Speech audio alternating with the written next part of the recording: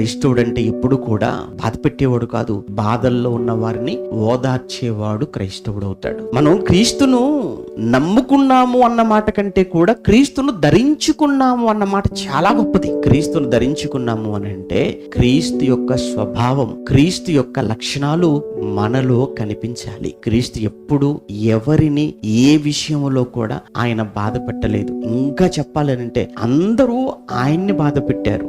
ఆయన ఒకవైపు ఎన్నో అవమానాలు, బాధలకు ఆయన ఓర్చుకుంటూ కూడా ఎదుటి వాళ్ళ ఆకలి తీర్చాలి, ఎదుటి వాళ్ళను బాగు చేయాలి, ఎదుటి వాళ్ళను ఆదరించాలి.